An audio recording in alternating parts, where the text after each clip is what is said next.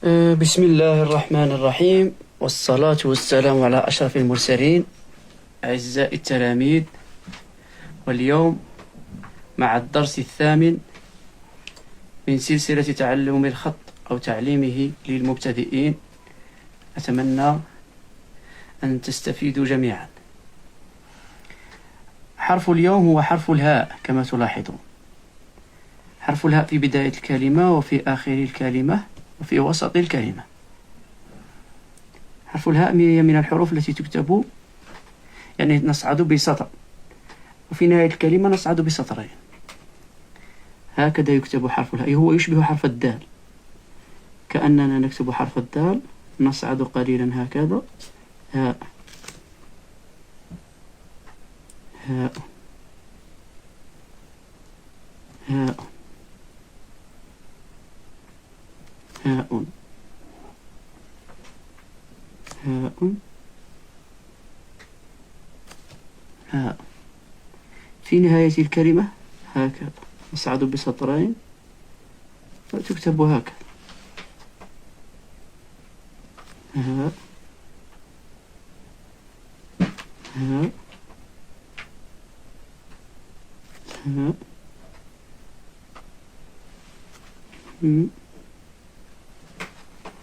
هاء. في نهاية الكلمة هكذا كأنها تاء مربوطة،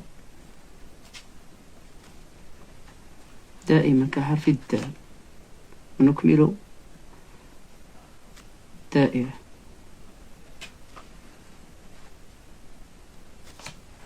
في وسط الكلمة هناك عدة صيغ، هكذا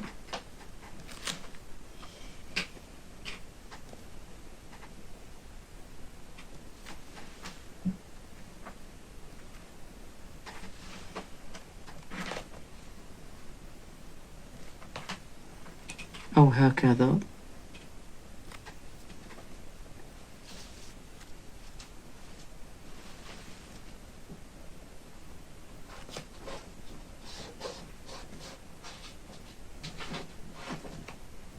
أو هكذا.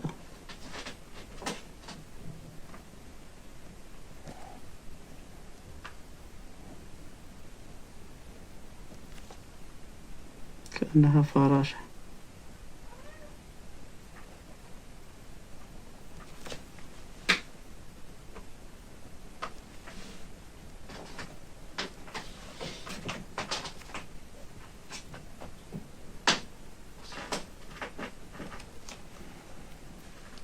هاتف. هناك من يكتب حرف الدال هكذا، هاتف، هكذا تكتب. وهكذا قلنا كحرف الدال، هاتف.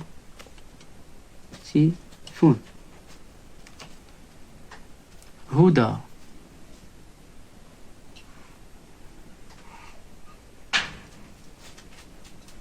هدى أو هكذا، هدى هدى هدى. خاطبت هدى والدها في الهاتف. خاطبت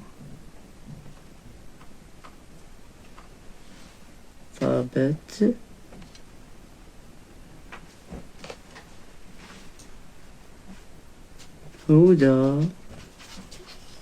والدها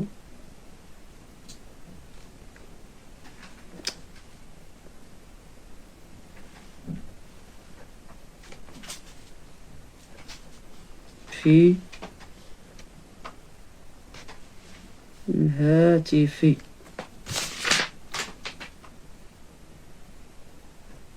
عفوا، خاطبت هدى والدها في الهاتف. هنا لا يجب أن نكتب الحركة لأنها مربوطة متصلة بالمد. هذا درس اليوم، أتمنى أن ينال إعجابكم، وإلى درس آخر إن شاء الله. الدرس الثاني هذا.